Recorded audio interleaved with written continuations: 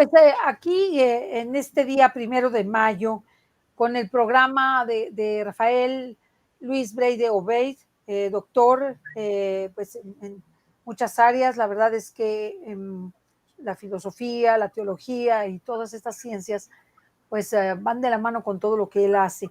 Y el día de hoy tenemos un tema muy interesante después del día introductorio. Saludo con mucho afecto a Rafael. Rafa, ¿cómo estás? Gracias por estar con nosotros. Muy bien y muy contento de estar con ustedes. Sí, porque pues vimos que el primer programa, muchas personas intervinieron, muchas personas lo vieron y creemos que estos programas van a ser muy interesantes. Así que, pues el día de hoy tenemos un tema muy interesante que se llama Por las 7 iglesias del Apocalipsis al trono de Dios. ¿Y por qué vamos a ver este tema? Rafa, dinos, ¿qué vamos a ver en este tema? Bueno, ahora es la primera gran visión, ¿no es cierto? Que es la visión de los 7 candelabros de Cristo y los 7 candelabros. Esta es muy importante porque es la inicial y tiene una riqueza extraordinaria y tiene varias dimensiones temporales. Una es, podríamos decir, sincrónica al mismo tiempo, que son los mensajes a las 7 iglesias. Y la otra es diacrónica a través del tiempo, que son las 7 iglesias no tomadas en forma simultánea, sino las 7 iglesias tomadas en forma sucesiva, como todo el tiempo de la iglesia, como todo el resumen de toda la historia. De modo que forman unas gradas, unos escalones, donde Cristo avanza a través del tiempo hasta llegar al trono de Dios. Culmina en la visión del trono del Dios Padre, donde Él está también como el Cordero. Va subiendo como Cristo sacerdote y va ascendiendo, ¿no es cierto? Y en cada iglesia hay un mensaje que es para nuestra iglesia también y para nosotros mismos, personal. Y la imagen inicial de los 7 candelabros, que primero es estática, porque es la eternidad, y después pasea entre los candelabros, es decir, es sucesiva. Por último, también es estática. Al fin de los tiempos se van a dar las 7 iglesias juntas. Así que es muy importante para la concepción temporal. También es la iniciación de la liturgia que se va a celebrar, porque él aparece revestido de signos sacerdotales, hasta llegar al trono de Dios, donde se oficia directamente la misa plena y escatológica. Y también es muy importante para el lenguaje, porque va procediendo por descomponer la imagen inicial en distintos aspectos, desagregarla, que tienen su vigencia primordial o principal en cada una de las épocas, y luego aparece la imagen completa. Y a medida que esa imagen inicial se desvanece, se va construyendo paralelamente, por el procedimiento de paralelismo, la imagen definitiva, que es la imagen de la Jerusalén celeste.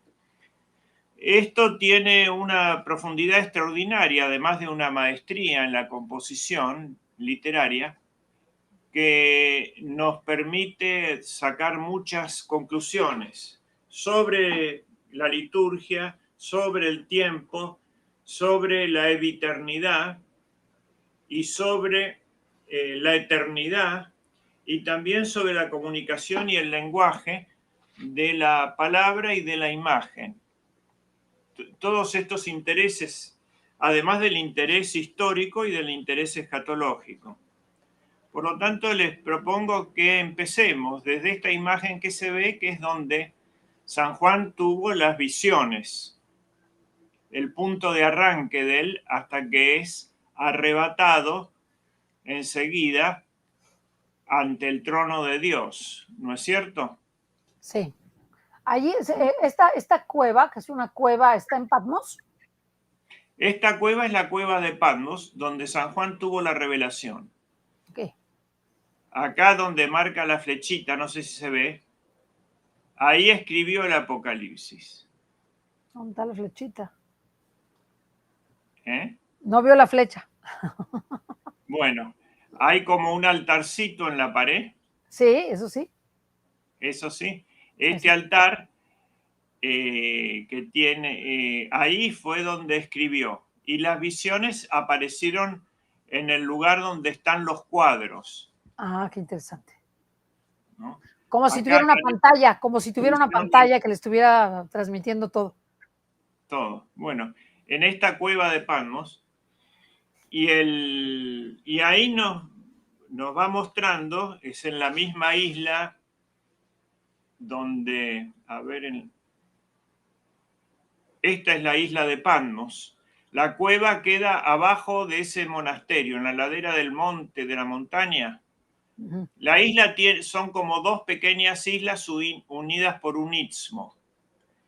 En la parte más alta de la isla mayor, más importante, de la península más importante, está el monasterio de San Juan del Apocalipsis. Y abajo de eso está la cueva, ingresando por un lado lateral de la colina. ¿Y Y quiénes la viven otra en el colina monasterio? ¿Quiénes viven en el monasterio, Rafa? viven unos monjes ortodoxos ¿Ok? desde hace 1000 años, Wow. y ellos han recogido tradiciones aún muy anteriores, escritos, etcétera, y testimonios, y han sido muy apoyados por los zares de Rusia, que gracias a ellos han subsistido, porque la isla es todo eso que se ve nomás. Es una pequeña isla, tiene un pueblito a los pies del monasterio. Cuando invadían los piratas o los turcos, etcétera, se refugiaban en esta zona amurallada que les había hecho los emperadores de Bizancio y después los zares. Y en esta colina del final, esa colina que aparece pelada, había otra cueva donde estaba un mago siniestro, el mago Kinops, que le amargaba la vida a San Juan, y San Juan hay que pensar que tenía 99 años o 100, y que había sido freído o frito en aceite, y había superado la tortura, pero había sido dejado en esa isla y vivía en una cueva, pobre. Y en esa situación recibe las revelaciones. Lo vence al poderoso mago al final, que tenía dominada toda la isla cuando él llegó. Y la población estaba aterrorizada por este mago. Y hacía surgir del mar monstruos que tenían el rostro de los antepasados de la isla, de los familiares fallecidos. Entonces, de eso también puede ser que inspira o sirve de materia para después, cuando él hable de las bestias, los animales que surgen del mar, ¿no? Sí. Bueno, eso lo sabemos por otras tradiciones. Les propongo entonces que ya empecemos. Sí, por favor.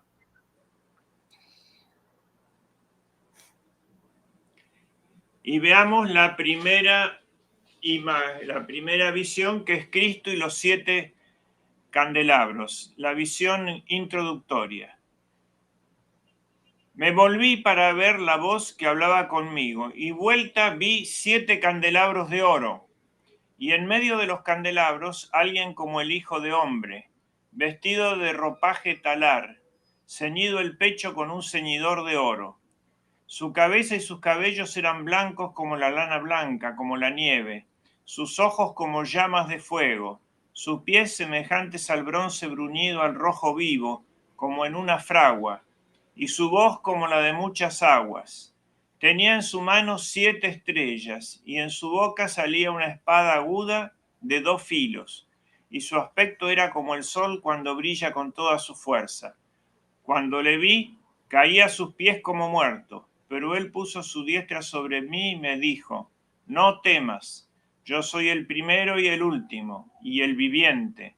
Estuve muerto y ahora vivo por los siglos de los siglos, y tengo las llaves de la muerte y del abismo. Escribe pues lo que has visto, y lo que es, y lo que debe suceder después de esto.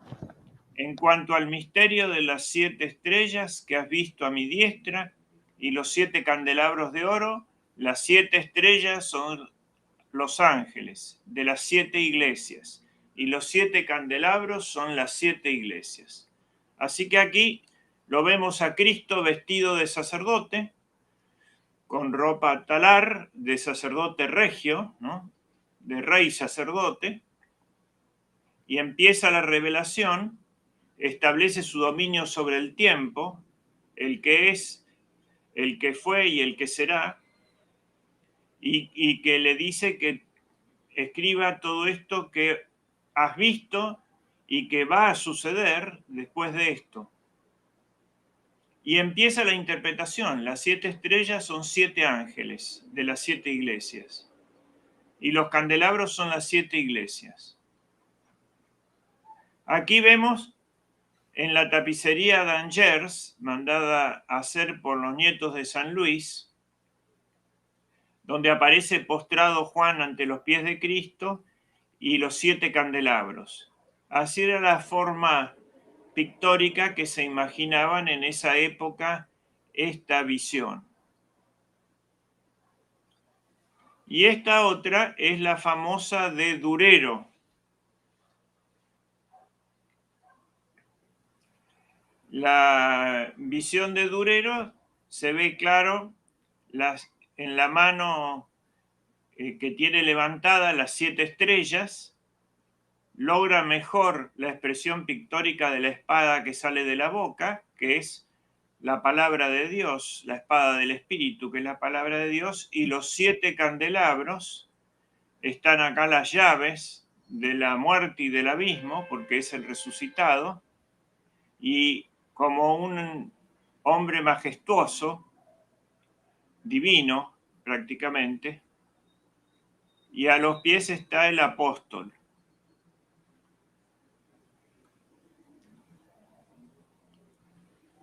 Luego, más adelante, dice, yo soy el que camina entre los candelabros. Esta representación del mismo cuadro es, de la misma visión, es por Víctor Deleuze, que era un autor belga argentino, que inmigró a la Argentina, uno de los 3 más grandes grabadores del mundo.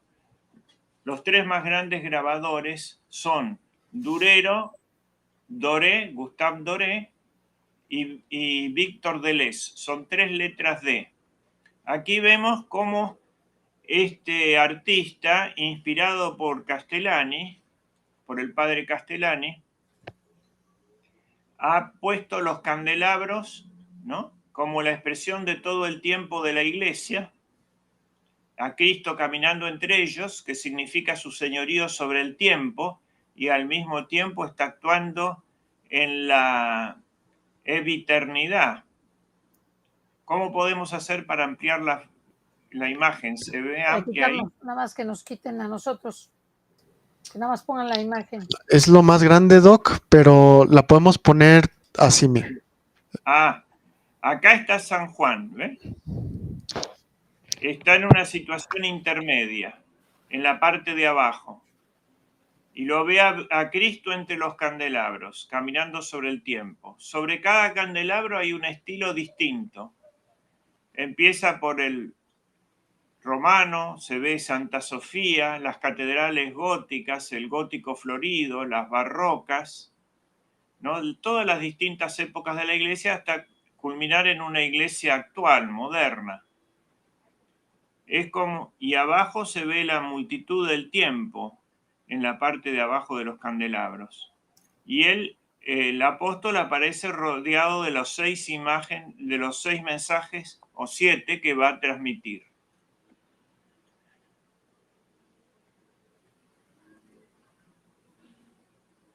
Acá están las cartas a las 7 iglesias. Y le dice que escriba estas cartas a las 7 iglesias. carta a la iglesia de Éfeso, que es la de los apóstoles, carta a la iglesia de Esmirna, que es la de los mártires. Esmirna quiere decir mirra. La iglesia de Éfeso era la metrópoli donde era arzobispo, diríamos hoy, San Juan, el apóstol. Las otras iglesias dependían de él.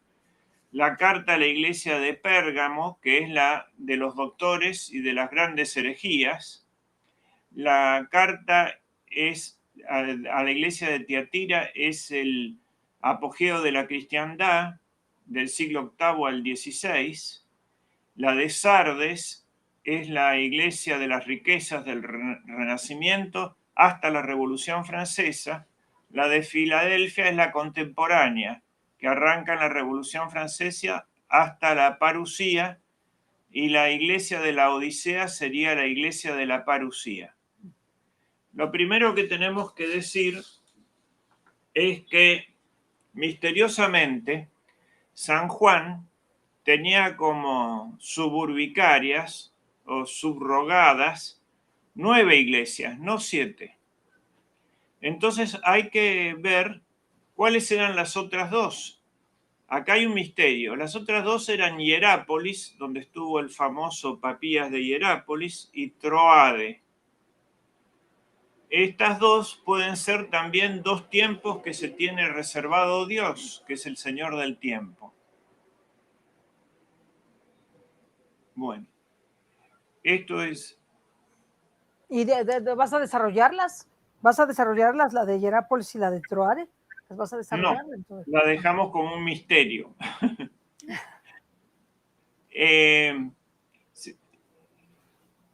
Aquí están, por ejemplo, las 7 iglesias, ¿no?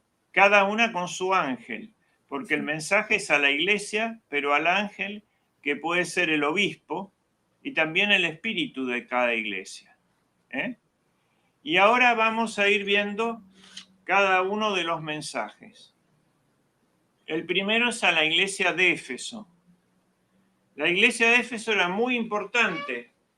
Era la metrópoli de la provincia llamada de Asia, en la actual Turquía. La cabeza era Éfeso en ese momento. Y ahí estaba el templo de Diana en Éfeso, una de las 7 maravillas del mundo. Era el centro de la falsa femineidad, que tenía una estatua monstruosa de marfil de Diana con 18 pechos, la Diana multimamífera, que no sabían si eran eso o testículos de toro. Un poco había sido la capital de las Amazonas, era una capital muy importante del paganismo. Ahí 3 grandes santos fueron, luego de San Pablo, que fue el que pasó primero, pero se establecieron como obispo definitivo San Juan, la Virgen María, que dicen que estuvo en Éfeso, incluso está la iglesita, y Santa María Magdalena, que en un momento de persecuciones se refugió en una cueva. La cueva es muy importante también, porque ahí ocurrió el milagro de los 7 durmientes, cristianos que escapaban de la persecución, 7 jóvenes, se fueron a esa cueva y el perseguidor, que era uno de los tiranos, de los emperadores romanos de la persecución, ordenó que se tapie la entrada para que se mueran ahí. Bueno, se dejaron dormir rezando, y de pronto lo despertó un terremoto. Cuando salieron del terremoto y bajaron a la ciudad, habían pasado 100 años. Y esa resurrección es muy considerada por los cristianos de Oriente. Los 7 habían encontrado en el lugar la tumba de María Magdalena, recordaban eso, habían quedado rezando ahí. Y está también en el Corán, la sura 18 del Corán, por lo cual los musulmanes admiten la resurrección, se refiere a la resurrección, es este milagro cristiano de los 7 durmientes. Eso es interesante. También tenía que ver la ciudad con Hércules, ¿no? Antes de que pases a lo de Hércules, te quería yo preguntar algo. ¿Qué no se supone que María Magdalena muere en Francia? Era el concepto de ellos. Creo que después se llevaron los restos a Francia. Algunos, es una cuestión, la tradición de ahí es que ahí estaba María Magdalena. Ok. Sí, porque el Luego, libro del en Vigo la de la época Corde, cristiana, sí. en el lugar de Diana se levantó, en el lugar donde estaba el templo de Diana en Éfeso, que había sido destruido por un terremoto, se levantó la gran basílica de San Juan, una basílica extraordinaria. Y también ahí fue el concilio de Éfeso, donde se proclamó la maternidad divina de María, la Theotokos, ¿no? La primera iglesia, o se disputa el primer lugar con la de Santa María la Mayor de Roma, la Basílica de Roma. Pero está todavía las ruinas del lugar donde fue el concilio y se proclamó la maternidad de María. Y la casa de la Virgen, que está sobre una colina en las cercanías, una humilde casa, fue redescubierta de poco gracias a las visiones de Ana Catalina Emmerich. Fueron donde ella decía y ahí apareció la llamada Casa de la Virgen. Así que es muy interesante Éfeso. Y veamos lo que dice el mensaje entonces. ¿Cómo puede? A ver. ¿Quieres que lo lea? Sí. Para que te quede más. Dice, bueno, el cuadro dice, destinatario y ángel de Éfeso, Iglesia de los Apóstoles, el nombre del remitente es al ángel de la iglesia de Éfeso, escríbele. Esto dice el que tiene las 7 estrellas en su mano derecha, el que anda en medio de los 7 candelabros de oro. Conducta del destinatario, conozco tus obras, tus trabajos y tu paciencia, y que no puedes sufrir a los malos, y que has probado a los que se dicen apóstoles y no lo son, y los has hallado mentirosos. Y tienes paciencia y padeciste por mi nombre, y no has desfallecido, pero tengo contra ti que has dejado tu amor del principio. Recuerda, pues, de dónde has caído y arrepiéntete, y vuelve a las primeras obras. Si no, vengo a ti y quitaré tu candelabro de su lugar, a menos que te arrepientas.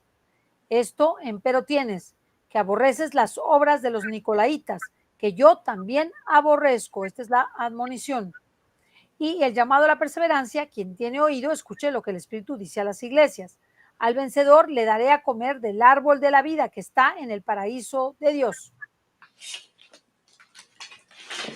Muy bien. Bueno, aquí vemos el esquema de una muy interesante, el esquema de estas cartas. Primero aparece el nombre del remitente, que es Cristo, y va a decir de la visión original un aspecto nomás. Es el que tiene las 7 estrellas en su mano. Luego habla de la conducta del destinatario, que conoce bien sus trabajos, pero que se ha enfriado la caridad y que ha luchado contra los falsos apóstoles desde el principio, ¿no? Como San Pedro y contra Simón de Samaria, y como San Pablo, que también tuvo que pelear contra los magos varias veces, el de la pitonisa de Filipos, etc. Y el propio San Juan contra este mago Quinops. La magia es muy interesante. Y dice que no han desfallecido a pesar de las persecuciones, pero que se enfrió el amor del principio. Y aquí da otro dato, dice, si se pierde la caridad, él va a retirar el candelabro. Retirar el candelabro quiere decir que pasó el tiempo de esa iglesia y que la llama va pasar a otra, el fuego sagrado, digamos.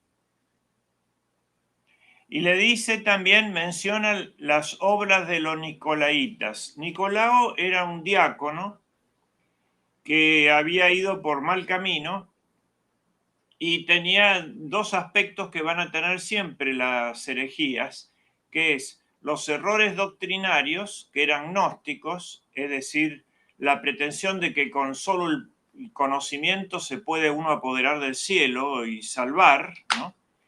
Y el relajamiento moral. Concurrían a banquetes sagrados, pero de los paganos, después de los cuales había orgías y todos los problemas que han descubierto la sociedad moderna, redescubierto, pero son tan viejos como Sodoma, no son nada de modernos. Finalmente hace un llamado a la perseverancia y da un premio a los que perseveran de la iglesia, que es que les va a dar a comer del árbol de la vida que está en el paraíso. Notemos estas dos cosas. Primero, que va desagregando la imagen inicial, donde dice un solo rasgo, ¿no? O dos, que es el que tiene las 7 estrellas en su mano derecha, es acá. Y yo lo he hecho en esta pintura, se ve las 7 estrellas, Sí. y unos marcadas con rojo, y uno de los candelabros porque es la primera iglesia. Es decir, de esa imagen eterna del verbo que aparece al principio, empieza a circular el tiempo. Ahora vayamos a la próxima. Es el ángel de Esmirna. ¿Te la leo? Sí, por favor. Destinatario Ángel de Esmirna, Iglesia de los Mártires. En nombre del remitente es el ángel de la iglesia de Esmirna. Escríbele, estas cosas dice el primero y el último, el que estuvo muerto y volvió a la vida. Conducta del destinatario, conozco tu tribulación y tu pobreza, pero tú eres rico y la maledicencia de parte de los que se llaman judíos y no son más que la sinagoga de Satanás. La admonición, no temas lo que vas a padecer.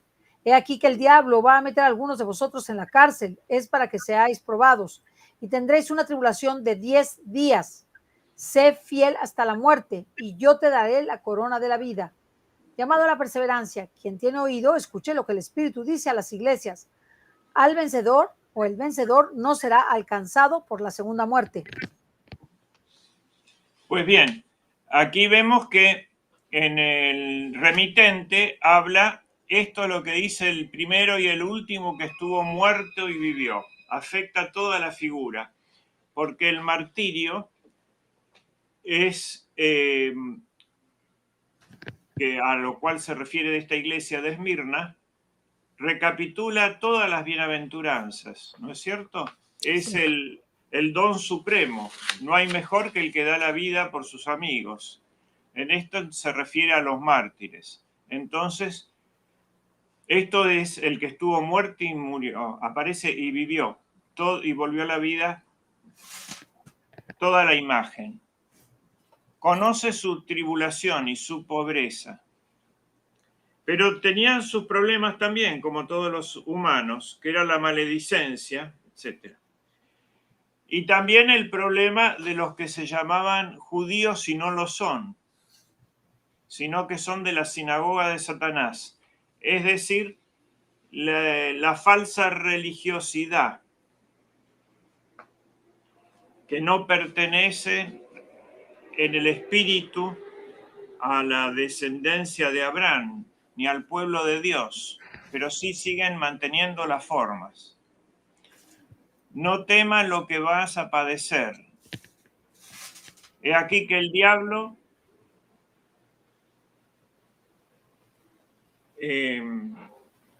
va a meter a algunos de vosotros en la cárcel para que seáis probados.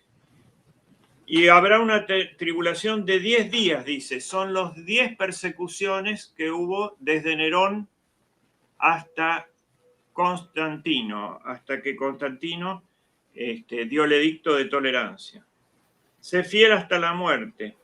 Y acá viene la promesa, te daré la corona de la vida. Aparece otro signo del fin. El que tiene oído que escucha lo que el Espíritu dice a las iglesias. Al vencedor no será alcanzado por la segunda muerte.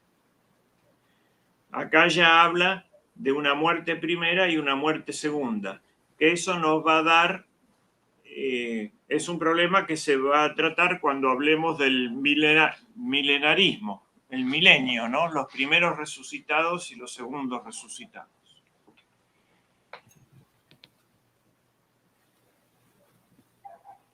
Aquí está entonces la imagen, vemos 2 candelabros ya marcados, porque es Esmirna, y todo el cuerpo de Cristo recuperado en el destinatario. Vamos ahora a la de Pérgamo. Pérgamo era la capital de un reino que se había unido a Roma, que está sobre una montaña alta, y en la cumbre de ese monte hay un magnífico templo a Júpiter olímpico, según algunos, según a Esculapio a otros. Y era donde tenía el trono Satanás. Era el centro de la adoración del hombre, del culto imperial. Y era el centro cultural más poderoso de la Roma antigua, porque de ahí viene Pergamino, ¿no? Hacían las escrituras en pergaminos más que en papiros, que eran mucho más duraderos y eran muy preparados, muy cultos y enemigos implacables del cristianismo. Dice, donde tiene el trono Satanás, ¿no? Es decir, pasada la época de los mártires, ahora venía la época de los doctores, que tenían que responder a este nivel altísimo de la ciencia del momento y de la cultura del momento del paganismo, pero una cultura envenenada por una sutil adoración del hombre. Lo podemos leer. A ver. Dice, el destinatario ángel de Pérgamo, iglesia de los doctores, en nombre del remitente, el ángel de la iglesia de Pérgamo escríbele, el que tiene la espada aguda de 2 filos dice esto, conducta del destinatario, yo sé dónde moras, ahí donde está el trono de Satanás, y con todo retienes mi nombre, no has negado mi fe, ni aun en los días en que Antipas, el testigo mío fiel, fue muerto entre vosotros, donde habita Satanás. Admonición, pero tengo contra ti algunas pocas cosas, que cuanto tienes ahí a quienes han abrazado la doctrina de Balaam, el que enseñaba a Balac a dar escándalo a los lujos de Israel, para que comiesen de los sacrificios de los ídolos y comiesen fornicación. Así tienes también a quienes de manera semejante retienen la doctrina de los nicolaitas. Arrepiéntete, pues, que si no, vengo a ti presto y pelearé contra ellos con la espada de mi boca. Llamado a la perseverancia, quien tiene oído, escuche lo que el Espíritu dice a las iglesias. Al vencedor le daré del maná oculto y le daré de una piedrecita blanca, y en la piedrecita escrito un nombre nuevo que nadie sabe sino aquel que la recibe. Bueno, aclaremos más cosas de esta magnífica carta dedicada a la cultura, digamos, a la cultura pagana. Y ve acá todos los problemas que tendremos después. Primero dice la doctrina de Balaam, ¿no es cierto? Sí. Que enseñaba a Balac el dar escándalo a los hijos de Israel para que comiesen sacrificio de los ídolos y cometiesen fornicación. Balaam era el profeta pagano, pero que cumplía un designio de Dios y que había sido traída de la escuela más alta de la Mesopotamia, del Éufrates, la escuela de Sipar, un astrónomo muy importante, para que maldijese al pueblo de Israel que estaba entrando en el territorio del rey Balac. Entonces, los reyes no entraban en guerra antes de que los sacerdotes o los personajes religiosos, los augures, los maldijesen. Tenían que pelear una guerra sagrada. Entonces, Balaam es el famoso profeta que le pegaba a la burra porque no avanzaba, ¿no es cierto? Y la burra le habló, se quejó de él. Bueno, cuando llega por fin frente al rey Balac, le manda a levantar sobre un lugar alto donde se veía todo el pueblo de Israel abajo acampado, le manda a levantar 7 altares y hacen 7 sacrificios. Él había recibido mucho dinero del rey para hacer esa maldición, y en lugar de hacer la maldición, los bendice en pleno sacrificio. Y eso por 2 o 3 veces. Al final le vuelve a hacer repetir los holocaustos y sacrificios y vuelta a bendecir. Entonces el rey se enoja y le dice: ¿pero qué es esto? Te he traído desde el Éufrates hasta aquí para hacer esto. ¿Cómo es esto?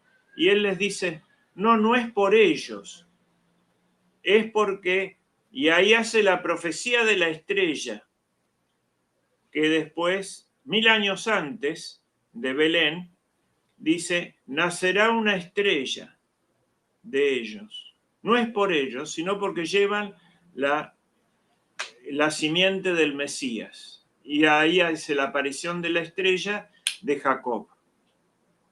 Esa es la famosa profecía de la estrella que hace. Bueno, ahí pasa entonces, más adelante, el rey le exige, bueno, que cumpla su contrato. Ya hizo la profecía, no los bendijo. Entonces, Balaam, que es el prototipo, según Santo Tomás, del falso profeta, se le ocurre algo mejor que hacer un ataque. Mejor está mal dicho, ¿no? Algo peor que un ataque militar, y es corromperlos. Entonces le mandan mujeres, ahí donde dice la fornicación, para que los corrompan a los israelitas. Hijo. Y eso era ponerlos bajo el poder de Baal, no de Baal Moloch, que vendría después, sino de Baal Fegor. La cuestión es que el nieto de Moisés se da cuenta de esa situación, y a todos los que habían caído en esa trampa los extermina y va en persecución del poderoso mago. En ese momento, los magos eran más poderosos que reyes. Entonces, 5 reyes paganos lo defienden a Balaam del ataque, pero son derrotados también. Y finalmente el mago se refugia en una cueva y queda el primer texto que hay en arameo copiado en la estela de Mesá.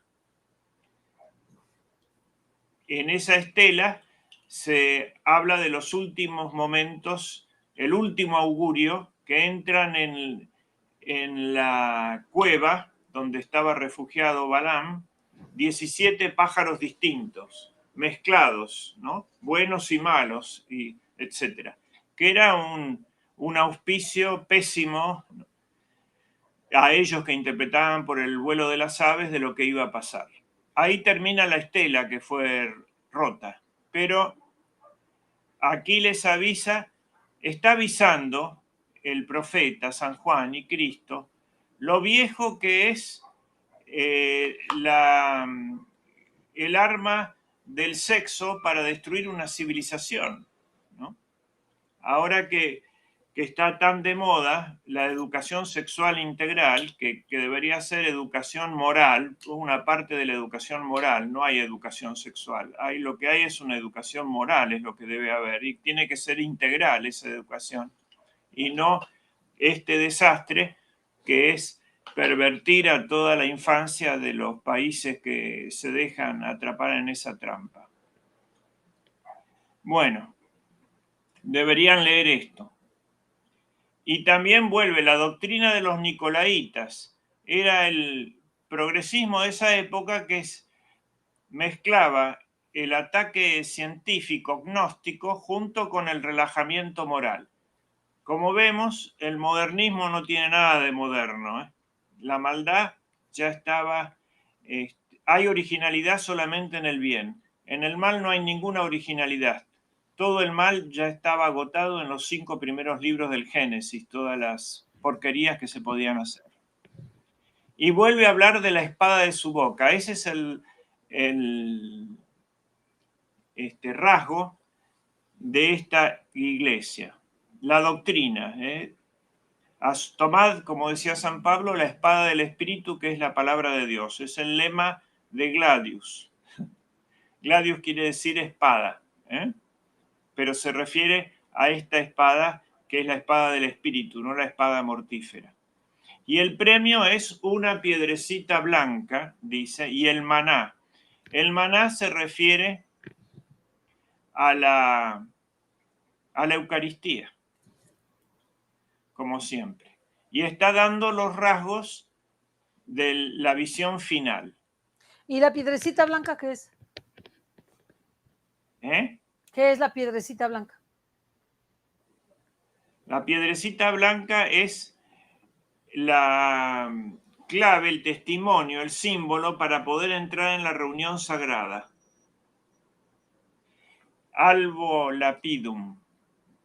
Y también es la piedra que va a construir, piedra por piedra, los cristianos son la piedra, y Cristo también, de la Jerusalén celestial. No es lo que vienen a ser los elementos de la construcción, son los propios cristianos, Es el cuerpo místico tomado como un templo donde vive Dios.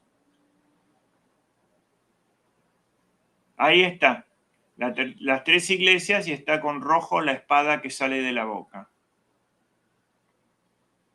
Y viene luego la iglesia de Tiatira, que es la que representa el alta mar de la cristiandad, el apogeo, lo que va desde la caída del mundo antiguo hasta el renacimiento.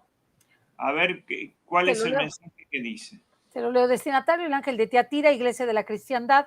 Al ángel de la iglesia de Tiatira escríbele, nombre del remitente.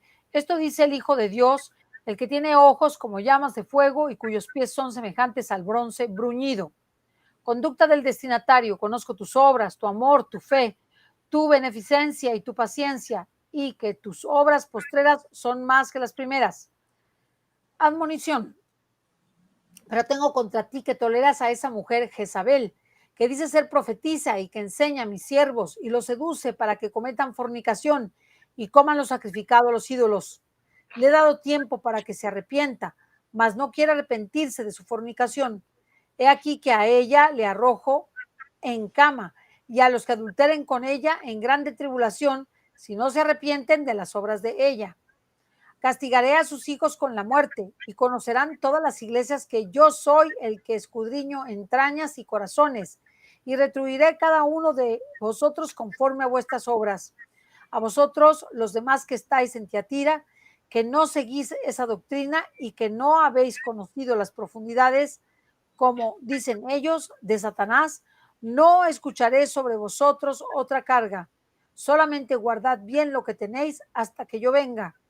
Llamado a la perseverancia, y el que venciere y guardare hasta el fin mis obras, le daré el poder sobre las naciones, y las regirá con vara de hierro, y serán desmenuzados como vasos de alfarero, como yo lo recibí de mi Padre, y le daré la estrella matutina.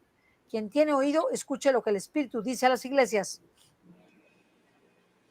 Bien, Entonces vemos aquí ojos como llamas de fuego y cuyos pies son semejantes al bronce bruñido. Todo el elogio que hace de la conducta del destinatario, sus obras, su amor, su benevolencia, su paciencia, ¿no? Toda la edificación de la cristiandad durante 1000 años. Pero también estaba actuando Jezabel. Jezabel es la gran ramera que va a aparecer después, que ya está acá prefigurada. Era una reina malvada del reino de Israel, no del de Judá, que había sido la esposa del rey Acab, había perseguido a los profetas y había puesto un culto idolátrico material. Y habla de sus problemas, que eran también de moral sexual. Estos sacerdotes de Baal, ¿no?, predicaban o hacían la prostitución sagrada. Los mató el profeta Elías por la corrupción general que hacían del pueblo judío.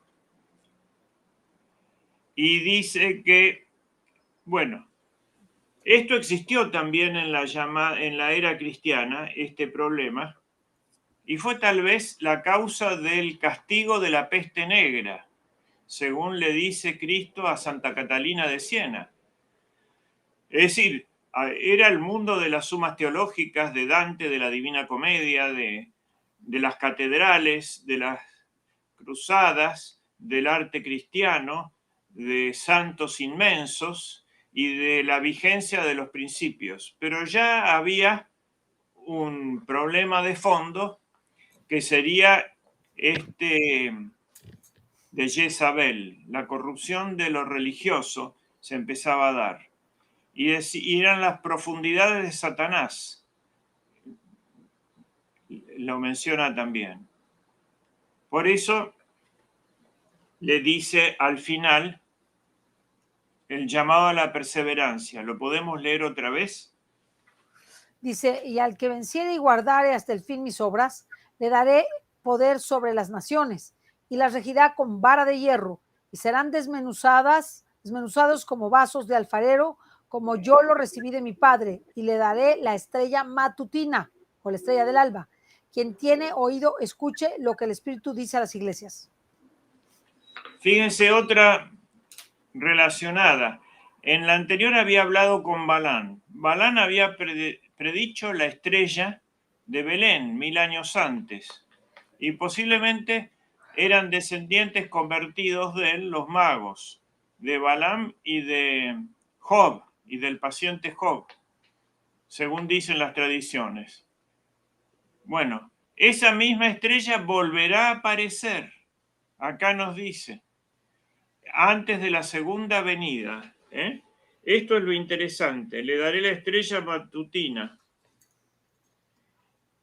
que anuncia el día eterno esta vez. ¿Qué es esto? La segunda venida de la estrella. Y le daré el poder de las naciones. Al retirarse la fe, se fue descristianizando el mundo. Y eso abre el paso a la próxima iglesia, la iglesia del Renacimiento. El siguiente. ¿Esa segunda estrella cuándo habrá de aparecer? Va a aparecer antes de la segunda venida, y es el propio Cristo. Yo soy más adelante en el Apocalipsis lo dice claramente, yo soy la estrella matutina que anuncia el día eterno. Acá dice como que va a aparecer una estrella. Sí. Él es la estrella, ¿no? Pero sí, vamos viendo los hilos porque la estructura está perfectamente pensada. Habíamos dicho en nuestra reunión anterior que era la obra literaria más grande del mundo, la mayor elaborada, ¿no?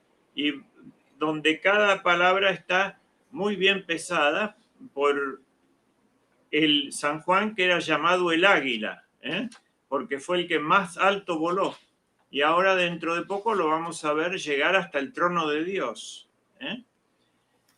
Entonces, aparece aquí la estrella, que es parte de la composición final. Va a aparecer la estrella luego del capítulo 20, hacia el final de la obra, cuando sea la parucía general. Aquí la vemos anunciada.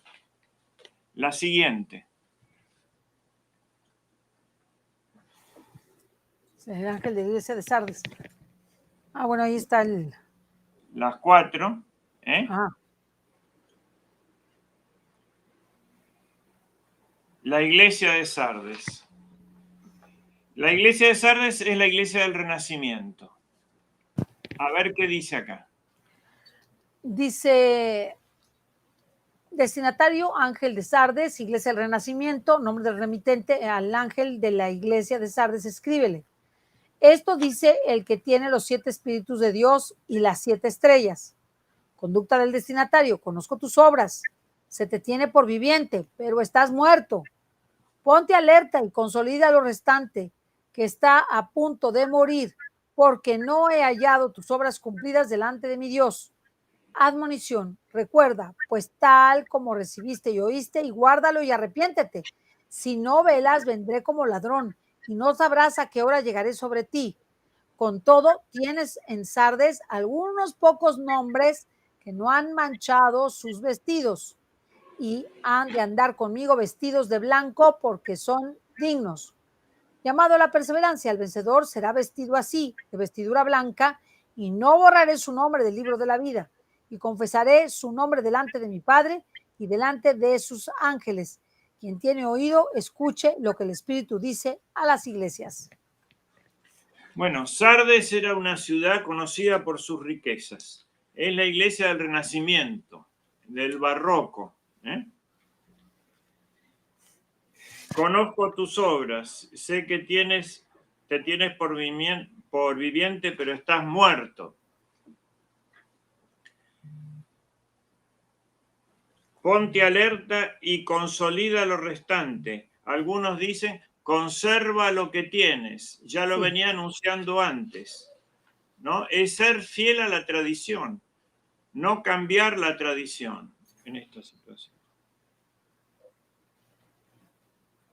Recuerda lo que recibiste y oíste, guárdalo y arrepiéntete. Como diciendo, no cambien lo que es palabra de Dios y todas las tradiciones apostólicas. Si no, verás y vendré como el ladrón y no sabrás a la hora que llegaré sobre ti. Y dice, sobre todo dice, que cuide sus vestidos, ¿no? Que no se los vea en desnudez, cuidar el hábito. Ahora hay una gran persecución ascédica, un miedo a los símbolos, a dar testimonio externo, hasta pasar delante de una iglesia y hacerse la señal de la cruz. El clima está tan cargado de anticristianismo que la gente está temerosa de eso. Mucho más los sacerdotes de usar su traje talar, sus vestidos. Acá les dice que conserven y hay una bienaventuranza para los que conserven sus vestidos, que después lo veremos, las bienaventuranzas del Apocalipsis, ¿no es cierto? Al vencedor será vestido así de vestidura blanca, y no borraré su nombre del libro de la vida. Confesaré su nombre delante de mi Padre y delante de sus ángeles. Acá le da un vestido blanco, que era el que había dicho en los invitados a las bodas. Recuerdan que los invitados no van, entonces manda a llamar el rey a todos los que encuentran por el camino, pero al que no venía, a uno que no había venido con el vestido blanco, es decir, limpio, lo manda a sacar no lo dejan entrar al banquete y va afuera donde hay rechinar tinieblas y crujir de dientes. Bueno, el siguiente. Filadelfia.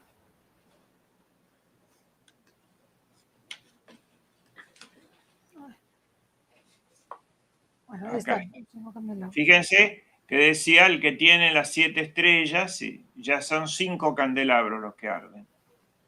El siguiente es Filadelfia, la nuestra, la iglesia contemporánea, que empieza más o menos en la época de la Revolución Francesa.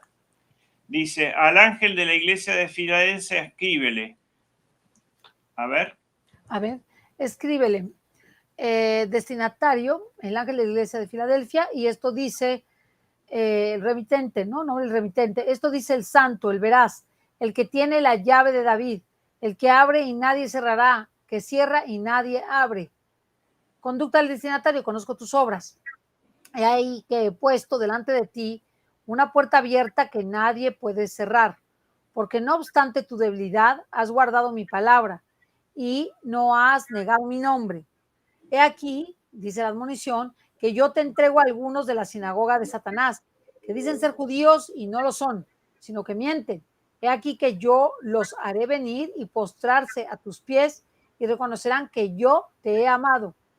Por cuanto has guardado la palabra de la paciencia mía, yo también te guardaré de la hora de la prueba, esa hora que ha de venir sobre todo el orbe, para probar a los que habitan sobre la tierra. Pronto vengo, guarda firmemente lo que tienes para que nadie te arrebate la corona. Llamado a la perseverancia del vencedor, haré una columna en el templo de mi Dios, del cual no saldrá más, y sobre él escribiré el nombre de Dios y el nombre de la ciudad de mi Dios, la nueva Jerusalén, la que desciende del cielo viniendo de mi Dios, y el nombre mío nuevo. Quien tiene oído, escuche lo que el Espíritu dice a las iglesias. bueno, es la iglesia contemporánea. Hasta ahora, puede ser que estemos entrando en la iglesia de la Odisea. Sí, pero aquí faltan muchas cosas por cumplir, ¿no? Quedan muchas cosas por cumplir y si nosotros vemos el cuadro original, no sé si lo pueden ir buscando para poner, ¿no? El cuadro que pasamos la vez pasada, el de los tiempos. El de los tiempos. Horacio. Ajá. A ver si lo buscamos en el otro Power para tenerlo a mano. Ok. Bueno, mientras tanto explicamos este, ¿no? Y es lo siguiente. Veo acá ahí está el cuadro. Podemos sacar, acá hay una cosa que tapa. No, ahí está. Ya bajó. Private chat. Bueno, acá está el cuadro, ¿no es cierto? Sí. Acá arriba están los siglos cronológicos. Y acá abajo. Filadelfia Esto que dice va que subiendo 1900... es el alta mar de la cristiandad y acá hay una caída. Esta línea es donde estamos nosotros. Y esta es la iglesia de Filadelfia.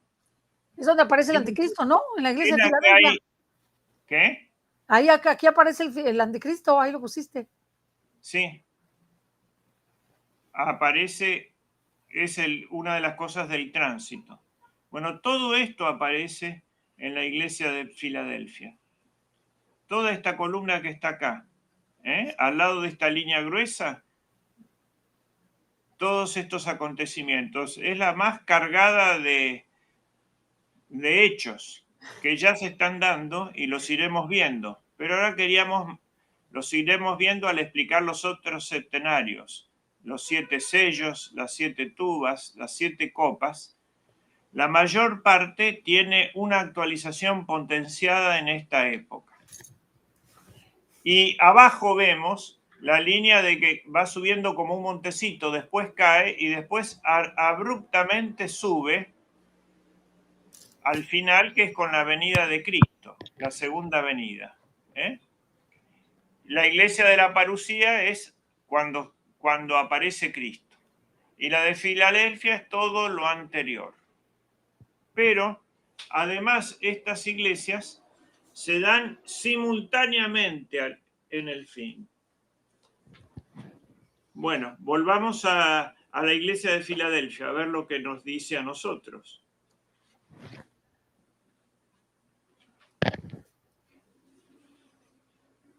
Ya lo leímos, ¿o no? Sí. No lo hemos leído.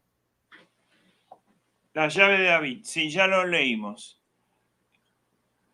Y era, ¿qué nos decía?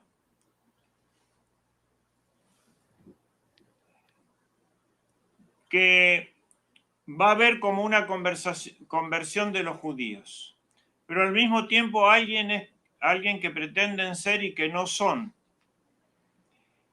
Nos dice también que la verdadera Jerusalén celestial baja de cielo por un don de Dios. No se debe a movimientos ni a esfuerzos humanos, sino que es una intervención divina lo que crea la Jerusalén celestial. ¿Qué más nos dice?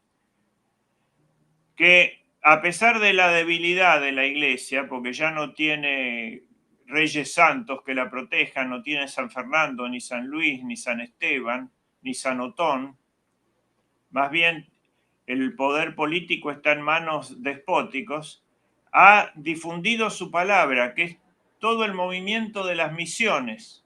En África, a principios del siglo XX, había 1 millón de cristianos nomás. Ahora hay 100 millones de cristianos. Wow. Es el continente donde la iglesia está más perseguida y más sufre, pero donde más crece, como en los primeros tiempos. Eso es un punto bueno. Y que la guardará en la hora de la prueba.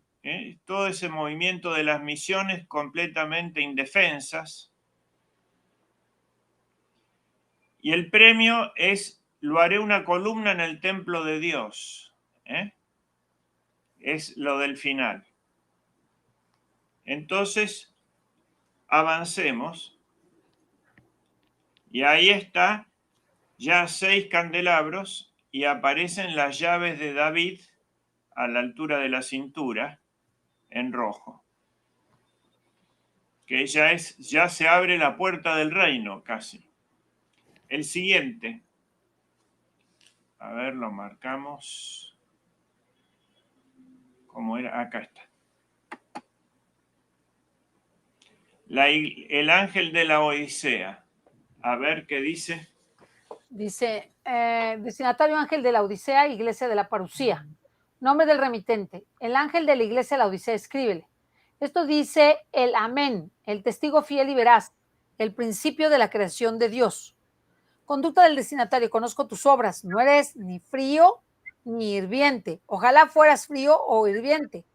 Así porque eres tibio y ni hirviente ni frío, voy a vomitarte de mi boca. Pues tú dices, yo soy rico, yo me he enriquecido, de nada tengo necesidad, y no sabes que tú eres desdichado y miserable y mendigo y ciego y desnudo. Admonición, te aconsejo que para enriquecerte compres de mí oro acrisolado al fuego y vestidos blancos para que te cubras y no aparezca la vergüenza de tu desnudez, y colirio para ungir tus ojos a fin de que veas. Yo reprendo y castigo a todos los que amo. Ten pues ardor y conviértete. Llamado a la perseverancia, mira que estoy a la puerta y golpeo. Si alguno oyere mi voz y abriere la puerta, entraré a él y cenaré con él, y él conmigo. Al vencedor le haré sentarse conmigo en mi trono, así como yo vencí y me senté con mi Padre en su trono. Quien tiene oído, escuche lo que el Espíritu dice a las iglesias. Bueno, ha ido construyendo, esbozando la imagen final que veremos a partir del capítulo 20, las últimas visiones, con elementos, ¿no? El árbol de agua viva, ¿no es cierto? Y las columnas, las piedras, el maná, y ahora el trono mismo de Dios y el sentado al lado del Dios, el banquete. Es decir, que se ha ido desagregando a medida que pasa el tiempo la imagen importante, principal, la de los 7 candelabros, y se ha ido construyendo otra. Ninguna de las dos situaciones es definitiva. pero nos está diciendo que el cielo y el infierno empiezan en esta tierra. Y la puerta del cielo, por eso era el viático para entrar al cielo, es la Eucaristía. Ese es el mensaje sagrado, místico principal. Y los mandamientos. Estas 7 iglesias, para ir ya concluyendo, ahí está completo la imagen. Estas 7 iglesias se dan también simultáneamente. Indican toda la evolución en el tiempo, pero, y vamos a ver qué significa simultáneamente. La de Éfeso es una carta a una iglesia que se entibió, que bajó de la primera caridad. La carta de Esmirna es a una iglesia perseguida, la de los mártires, y en este momento hay iglesias perseguidas. Están sufriendo mucho los cristianos en Uganda, en África, en China. En Corea. Sí, en Corea. La de Pérgamo es una carta a una iglesia que ha tolerado la idolatría. La de Tiatira es una advertencia a lo que aparentemente triunfa la iglesia en el plano de las apariencias, pero ya está actuando Jezabel. Pensemos, ¿no?, en Santa Juana de Arco, que era la verdadera santidad quemada por el obispo Collón. Eso ya estaba operando la iglesia farisaica, la falsa iglesia.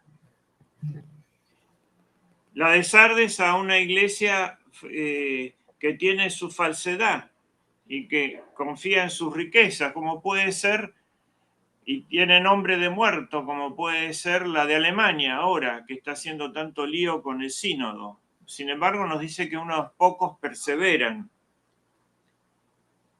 Una iglesia pequeña pero fiel es la de Filadelfia, la nuestra. Y la de la Odisea la presenta como una iglesia que está pagada de sí mismo, ¿no? Pero ahí dice, en la frase, siempre dice vengo pronto, vengo, dice primero, vengo pronto, dice después, mira que estoy golpeando a la puerta, ¿no?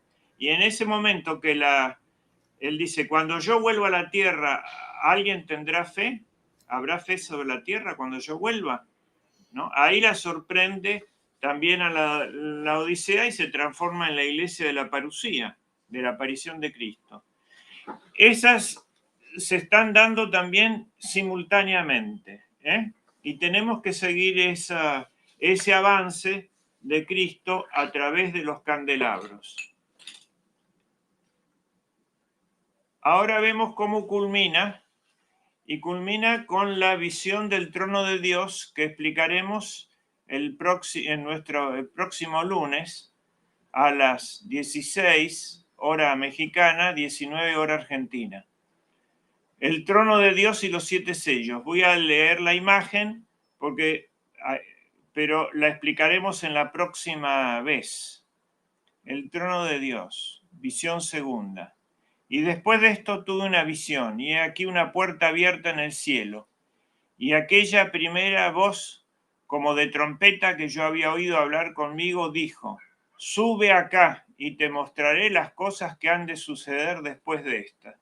Fijémonos que el santo, San Juan, es arrebatado y llevado al trono de Dios, al nivel de la eternidad. Hasta ahora ha venido subiendo con Cristo a través de los 7 candelabros que andan entre los tiempos y ahora es arrebatado al trono de Dios. En el instante me hallé en espíritu y he aquí un trono puesto en el cielo y uno sentado en el trono. Aquel que estaba sentado era la vista como piedra de jaspe y sardónico, y alrededor del trono había un arco iris de aspectos de esmeralda. En torno al trono 24 tronos, y de los tronos 24 ancianos sentados, con vestiduras blancas, llevando sobre sus cabezas coronas de oro. Y en el trono salían relámpagos, voces y truenos, y delante del trono había 7 lámparas de fuego encendidas, que son los 7 espíritus de Dios. Y de aquel trono algo semejante a un mar de vidrio como cristal, y en medio del trono y alrededor del trono 4 vivientes, llenos de ojos por delante y por detrás. Esta es la imagen de la época del rey Pelayo, ¿no es cierto? Cómo pensaban que era el trono de Dios, y aparece en el Beato de Liébana y en otros de los Pirineos y del sur de Francia. Esto es la imagen que hace la señora de Casañe, una gran profesora de literatura argentina y conocida bastante en toda América, que tiene mucha teología puesta, pero ahí se ve el trono de Dios y se ven los 4 vivientes en torno al trono y los 24 ancianos, 12 de cada lado, y el mar hialino y el arco iris. Eso lo explicaremos la próxima vez. El primer viviente era semejante a un león, el segundo viviente era semejante a un becerro, el tercer viviente como un hombre, y el cuarto viviente semejante a un águila. Y los 4 vivientes, cada uno con 6 alas, están llenos alrededor y por dentro, y claman día y noche sin cesar diciendo: Santos, santos, el Señor Dios Todopoderoso, el que era, el que es y el que viene. Y cada vez que los vivientes dan gloria a Dios y acción de gracias al que está sentado en el trono, al que vive por los siglos de los siglos. Y los 24 ancianos se posternan ante aquel que está sentado en el trono y lo adoran, al que ha de vivir por los siglos de los siglos. Y deponen sus coronas ante el trono diciendo: Digno eres tú, Señor, Dios nuestro, de recibir la gloria, el honor, el poder, porque tú creaste todas las cosas y por tu voluntad tuvieron ser y fueron creadas. Un esbozo de esta imagen. Es la gloria del Padre. Es llevado al nivel de la Trinidad. Ahí ve todo el Israel de Dios en estos 24 ancianos, es decir, los 12 patriarcas del Antiguo Testamento y los 12 apóstoles son los reyes. Y las 4 bestias vivientes, dice, que son un león, un becerro, un hombre y un águila. Estos 4 espíritus, 4 serafines que están en torno a Dios, indican el testamento de Dios en la naturaleza, que es el primero. Los 12 reyes, el Antiguo Testamento, y los 12 otros reyes, los apóstoles, el Nuevo Testamento. Los de los 4 vivientes también representan a Cristo, porque son los espíritus de los 4 evangelios. El hombre indica la encarnación. El león, el becerro, que es un animal de sacrificio, que sería el de San Lucas, el toro de San Lucas, el hombre de San Mateo, el becerro de San Lucas, indica la pasión, porque es animal de sacrificio.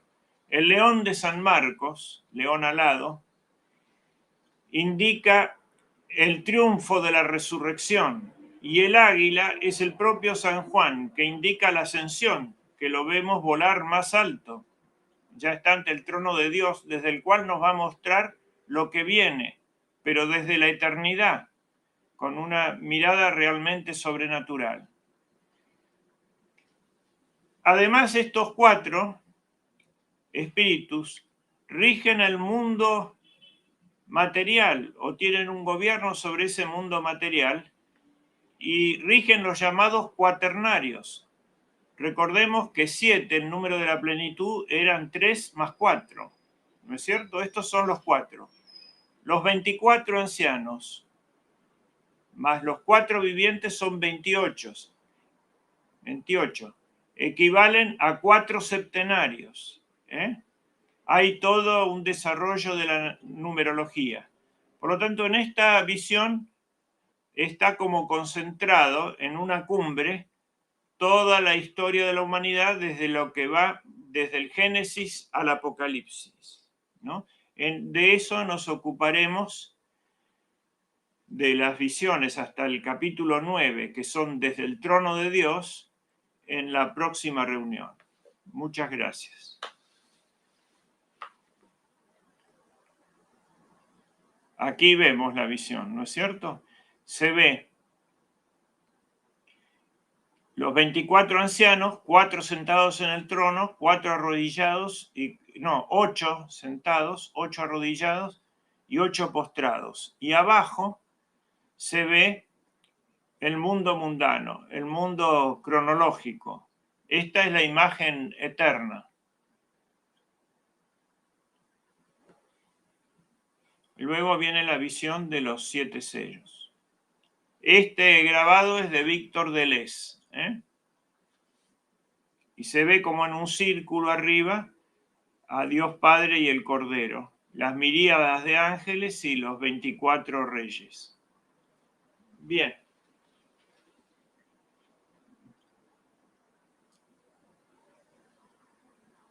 Muy bien, pero es mucha información, pero está bien. Bueno, iremos viendo, por eso no se puede dar en una conferencia, porque viene, la gente reclama más, ¿no?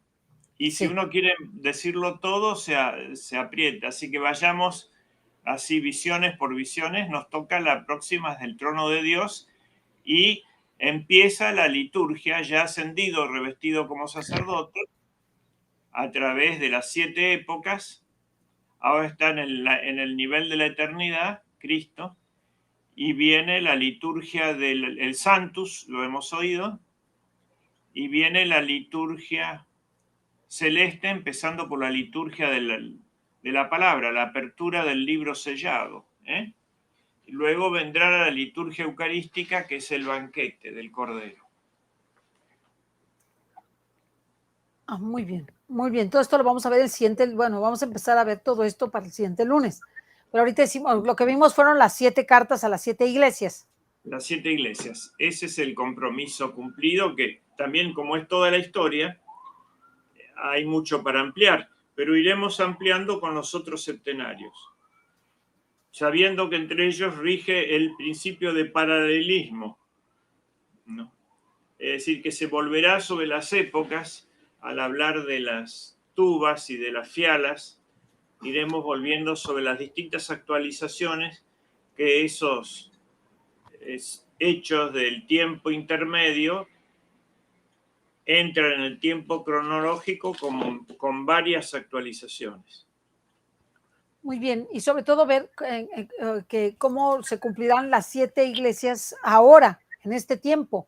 O sea, como lo que dices tú, cada una ha tenido su tiempo, pero tenemos que ver en el actual cómo esas 7 están vivas en este momento. Están vivas en este momento porque es una época de recapitulación. Y eso es lo que nosotros tenemos que entender de nuestro tiempo. De nuestro tiempo. Por ejemplo, si uno ve el testimonio, ¿no? Hubo distintas épocas del testimonio. El testimonio de los apóstoles fue integral, con la palabra, con la sangre, etc. Después vino la era de los mártires, era el testimonio de sangre, en la mitad del siglo. Después vino la época de los doctores y el testimonio fue con la palabra, con la ciencia y también con el silencio. Muchos se retiraron al desierto porque la música se hace también con silencios. La vida de los anacoretas y los ermitaños. Y después fue la época integral de la cristiandad. Y así fueron pasando las distintas épocas. Nuestra época también es de testimonio completo. Como dicen en la tumba del mártir Heracleto, vita, verbo e sanguine, ¿no? Con la vida, con la palabra y con la sangre es el testimonio de nuestra época. Y en cada uno de esos está una de las iglesias. Sí. Muy bien, muy bien. Y por eso tenemos tan lleno, como es de recapitulación, tenemos tan lleno la sección correspondiente a nuestro tiempo y además tendremos los aciertos y los errores de todas las iglesias. De todas las iglesias se darán, claro. Eso es muy importante. Por ejemplo, en el comunismo, que ya empieza a verse la esperanza, porque la misión de Rusia, dice el padre Sáenz, la misión de Rusia era demostrar que que el cristianismo podía sobrevivir debajo de una dictadura totalitaria como la del comunismo, terriblemente anticristiana, y pudo sobrevivir. Pero hubo más mártires que en la época de los romanos. Claro, claro, y sigue habiendo más. Y sigue habiendo mártires en el mundo. Qué interesante, qué interesante que tengamos todo. Porque hay como una subida del nivel histórico, ¿no? Un clímax. De todos los que se consideran sabios de la humanidad, que la humanidad considera sabios a los científicos, no a los verdaderos sabios, ¿no?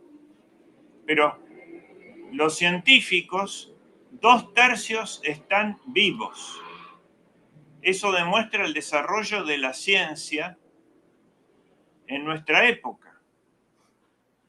Sin embargo, ese extraordinario desarrollo de la ciencia y de la tecnología, más que de la ciencia, en la época nuestra, se da al mismo tiempo que la mayor vigencia de la barbarie. Hay más barbarie como nunca.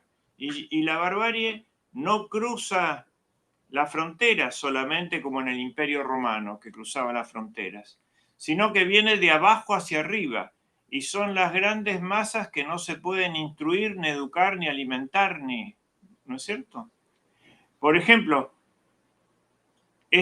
estaba leyendo un informe que las maras, las mafias, todo eso del mundo así, que son hordas bárbaras, etcétera, mueven 970.000 millones de dólares por año en su conjunto. El conjunto de todo lo que sea el crimen organizado. Bueno, eso es como una verdadera ola de barbarie que viene en la civilización de abajo hacia arriba. Y se da al mismo tiempo del mayor número de científicos y técnicos que ha habido en toda la historia de la humanidad. Nosotros tenemos como si estuviéramos iniciando el cristianismo, tenemos personas eminentísimas con unos conocimientos extraordinarios, tenemos las más grandes herejías, todas hechas, pero ya con 7 cabezas y 7 cuernos. Tenemos la expansión del catolicismo y del cristianismo como nunca antes por las redes. Es impresionante, ¿no? Yo veo todo eso. Sí. Veo también tenemos la máxima frialdad e indiferencia respecto de la fe. Sí. El mayor número de personas perseguidas por todo el mundo. 80 países, por lo menos, tienen persecución religiosa contra el cristianismo. 80 países, que es muchísimo. Y también el resurgimiento de la fe. Al mismo tiempo que tienes todo lo demás, tienes el resurgimiento de la fe. Viene, por supuesto, el resurgimiento de la fe. Y el clamor de los mártires es el que va a producir la intervención divina. ¿Pero se refiere a los mártires de este tiempo o a los mártires acumulados? A los acumulados, pero sobre todo a los del último tiempo. ¿Qué son estos? Que son estos. Cuando ellos dicen, ¿hasta cuándo? Ahí ya están los 7 ángeles delante de Dios, ¿no? Está también en el libro de Enoc. Sí. Y cuando haya mucha muerte de inocentes, por ejemplo, el genocidio terrible del aborto, ¿no? Hace 2 años no existía en la Argentina el aborto. Era un país como cristiano bastante flojo, pero mantenía ese principio. Y fue traicionado. Y por 5 votos se perdió la elección esa, que se cambiaron a último tiempo con grandes sobornos escandalosos, y ahora hay un aborto cada 9 minutos, ¿no? Está terrible, está terrible. Sí, ni O sea Moloch que ha en sido toda su acelerado. vida, tuvo tantos sacrificios como ahora. ¿Lo vuelves a repetir? ¿Quién no tuvo? Porque yo te interrumpí, perdóname. Que ni los Baales de la época bíblica jamás soñaron la cantidad de sacrificios humanos que están recibiendo ahora. Aproximadamente 1.000 millones de abortos. Sí. Imagínate, Y eso va a producir una intervención divina. Claro, claro. Porque también son mártires, ¿no? Son mártires. Claro. Y también ellos piden exactamente eso. ¿Hasta cuándo? ¿Hasta cuándo? ¿Hasta cuándo? Claro. ¿Hasta cuándo vas a permitir todo esto? Y además son eternos. Sus almas son eternas. Sí. Entonces, los autores se van a tener que enfrentar en el día del juicio contra el clamor de esos millones que no se dejó nacer ¿no? Uno de los, no sé de dónde lo escuché, pero se me hace muy interesante, que uno de los clamores contra algunos de los ministros de la Corte que habían aprobado aquí en México el aborto, uno de los sufrimientos que tendrán será el escuchar 24 horas al día el llanto de esos niños que asesinaron. Sí, y seguro. Y seguro. Está fuertísimo, ¿eh? Está fuertísimo. Está muy fuerte, muy fuerte. Imagínate, 24 horas oír el clamor de esos niños, 24 horas de llanto, todos los días, a todas horas. No, es grande, lo que ha de pasar al quien haya autorizado el aborto y que no haya permitido y que no haya y no se haya arrepentido, lo va a tener muy difícil, muy difícil. Mucho más que las propias madres, que son muchas veces víctimas, que son llevadas enloquecidas a ese punto. Claro, ¿no? Claro, mucho más, porque ellos permitieron que las madres llegaran a ese punto, porque Llegaran prefirieron dejar que esas madres asesinaran a sus hijos que atender a los niños, claro. que ver la posibilidad de solucionar el problema, de solucionar la vida de esos niños. Entonces prefieren que se mueran. Sí. Entonces las madres son llevadas a eso, más toda la política mundial de reducción de la población. Sí. Entonces nosotros estamos viviendo ese reducto, ¿no? De recapitulación de todo lo ocurrido. Es que si no, no se entiende por qué tenemos todo al mismo tiempo. En este momento estamos viendo todo al mismo tiempo. O sea, todo lo que ha sucedido al mismo tiempo ahora. Sí, es como la recapitulación. Iremos sobre eso, es uno de los principios de interpretación, ¿no? Sí. Sí. Pues muy bien, Rafa, pues ha sido muy interesante y sobre todo que nos desgloses un poquito más o que nos vayas desmenuzando un poquito más lo que es la iglesia de Filadelfia, que es la que corresponde al momento actual y qué es lo que nosotros debemos esperar de lo que va a ocurrir, que está profetizado por Dios, estamos advertidos, y cómo debemos accionar y reaccionar frente a los retos que se nos plantean en la iglesia de Filadelfia. Claro. ¿No es cierto? Y estar preparados. ¿Y quieres que hablemos o lo dejamos para la próxima vez sobre bibliografía? No, de una vez dime de la bibliografía.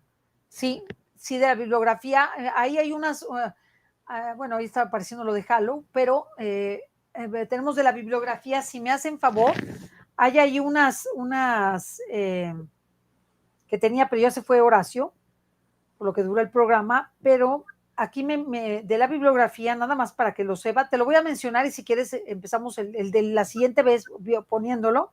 Bueno. Rafa. ¿Cómo no? Más déjame ponerlo. Tiene aquí 2 libros, a ver si los tienes ahí puestos, que no los haya borrado, las parábolas del Evangelio de Alfredo Sáenz, según los padres de la iglesia, la explicación de la parucía. Sí. ¿Me puedes poner el libro? Libro es este. muy bueno ese. Es el octavo libro dedicado el padre Sáenz a la patrística, que analiza las parábolas de Cristo sobre el fin del mundo, que son los invitados a las bodas, la de los talentos, ¿no? Y toda la viuda obstinada, el cadáver y las águilas, el cuerpo y las águilas, los siervos vigilantes, las 10 vírgenes, esas, y al final tiene un capítulo de un padre de la iglesia muy importante, Ireneo de León, que habla de las dos recapitulaciones, de Cristo como recapitulación de todo el bien y de el anticristo como toda la recapitulación del mal. Hay como dos grandes recapitulaciones. Para ese tema... Sí. Nada más para que sepa Héctor, que es el muchacho que llegó ahora, ya te lo mandé. Ya lo tienes en tu WhatsApp. Ok, ya, ahorita que nos diga. Perdón, ahora sí. Bueno, ese con respecto a ese libro. Sí. Ese que tenemos, el de las parábolas del Evangelio. Sí. Ok, y el otro que tienes es El fin de los tiempos y 7 autores modernos, de también Alfredo Sáenz. Sí, ese libro es este, que también lo mostraremos la próxima vez. Sí. El padre Sáenz estudia el fin de los tiempos en 7 grandes autores, que son Dostoyevsky, Soloviev, autores modernos, Benson, Gilson, Tibón, Joseph Pieper, Castellani y Hugo Wass, ¿no? Sí. Que hicieron distinto tipo de trabajos. 2 argentinos, Castellani y Hugo Wass, que son muy importantes, un alemán, Pieper, 2 rusos, Soloviev y Dostoyevsky, un inglés, Roberto Hugo Benson y Tibón. Son autores modernos que se refirieron al fin de los tiempos. Ese también es muy bueno porque es como seguir la pista que trazó el padre Castellani, y los menciona estos autores en su comentario, y Sáenz ha hecho el desarrollo de ellos.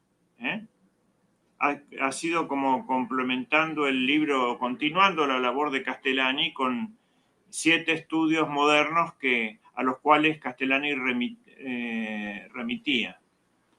Mira, ahí está, El fin de los tiempos, de Alfredo Sáenz, sacerdote jesuita. ¿Sí? Sí. Es el que acabamos de ver, que tiene los 2 rusos, el que me decías de Tibón. ¿Benson es inglés? Sí. ¿Inglés, Dostoyevsky, Soloviev, Benson, Tibón es francés, Pieper, Castellani y Hugo Wass, que es Martínez Subiría. Ok, ¿y se le puede conseguir por Glaudius? Se puede conseguir por Gladius, Fundación Gladius.store o Fundación Gladius@gmail.com. Ahí me lo pueden enviar un mail y yo lo envío a la librería para que se los consiga, o también por Amazon. Ok, ¿y me puedes poner el otro libro, por favor? Porque tienes los dos, uno para que nos lo pongan, para que lo tengan y para que consulten. Esto es para que ustedes puedan consultar la bibliografía y puedan tener más conocimiento. De los dos tratan diferentes aspectos los libros, ¿verdad? Tratan diferentes aspectos. Tratan diferentes aspectos. Pero si vamos a hablar jerárquicamente, lo primero que hay que conseguir es un buen texto bíblico, con buenos comentarios del propio Apocalipsis. Y para eso recomiendo la Biblia de Straubinger o Platense, que esa se puede bajar, está en internet digital, se puede bajar. Y el Apocalipsis no es muy largo, serán 40 páginas. Son muy importantes las notas. Después hay un libro de Castellani que se llama el Apocalipsis de San Juan. Ese es un comentario de todo el libro y él traduce los textos, por lo menos los principales. Y él recomienda, Straubinger coincide en las interpretaciones, pero los expone, Straubinger los pone como notas al texto y Castellani los pone arquitectónicamente, va analizando las visiones. Después viene, Castellani tiene otras producciones que no es interpretación bíblica, sino que son novelas. Los papeles de Benjamín Benavides, por ejemplo, es una novela muy importante sobre el tema. Otro libro de Castellani es, si se puede conseguir, es Cristo vuelve o no vuelve, donde le dedica un capítulo muy importante a la peste, al final, que era como desactualizado y con el COVID, ¿no? Recuperó eso. Toda la obra de él tiene una tensión escatológica. Hay otro que se refiere al análisis de los padres de la Iglesia, que lo escribe con Alcañiz, el padre Alcañiz. Después, en los libros de homilías y en el Evangelio de Jesucristo, y en los libros de homilías, que tiene dos más, son muy importantes las homilías de Adviento, que se refieren al tiempo final. Ahí vuelve sobre esos puntos, ¿no? También en 12 parábolas cimarronas hay un cuento que se llama El viaje a Jerusalén. Ese también es muy importante para entender el tema del milenio, lo que él supone que puede, pero es un cuento, es decir, no está hecho como una hermenéutica de un texto bíblico directamente, sino puesto en relato. El de Tibón también es un relato, seréis como dioses, donde ahí el anticristo es el anticristo científico. Eso lo tienen resumido en el Padre Sáenz. Benson también hace una novela, prefiere la novela, y es la novela de Roberto Benson, que era obispo anglicano, o hijo de un obispo muy importante. Se llama El Señor del Mundo. Hay una edición argentina que tiene un epílogo de Castellani, un postfacio, digamos, muy interesante. Ese es muy importante. Soloviev escribe el breve relato sobre el anticristo, que también es muy importante, un autor ruso que se convirtió. Y Dostoyevsky tiene elementos muy importantes que analiza el padre sobre los tiempos finales, ¿no? Él anunció la venida de los comunistas en el libro que se llama del comunismo, Los demonios. Y también que Rusia iba a salir de eso, que iba a ser como aquel endemoniado de Gerasa, que Cristo lo curó. Y cuando le pregunta al demonio cuál es tu nombre, le dice Legión, porque somos muchos. Bueno, esos demonios que son muchos eran el comunismo. Y él decía que Rusia, igual que el endemoniado de Gerasa, una vez que se curó, se sentaba a los pies de Cristo para escuchar su predicación. Bueno, todo eso está resumido en el libro del Padre Sáenz. Hay otro libro muy interesante, que son 2 libros en un solo volumen, que se llama El tercer milenio, el misterio del Apocalipsis, de un uruguayo, Buenaventura Caviglia Campola. La segunda parte es el libro, la interpretación del padre Van Ristel, un jesuita muy importante que vivió en Montevideo, pero no quiso que su libro se publique. Se lo dejó a hasta después de muerto. Y la primera parte es sobre Castellani, la consolidación de todas las profecías privadas, ¿no? En un armazón único, entre las que se destacan fundamentalmente el hecho de Fátima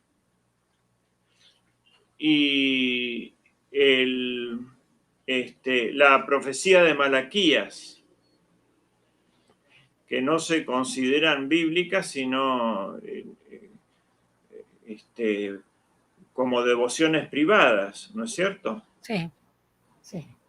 Ya muy interesante lo que dice él, sobre todo de los últimos papas, hasta Juan Pablo II, ¿no? Los explica muy bien.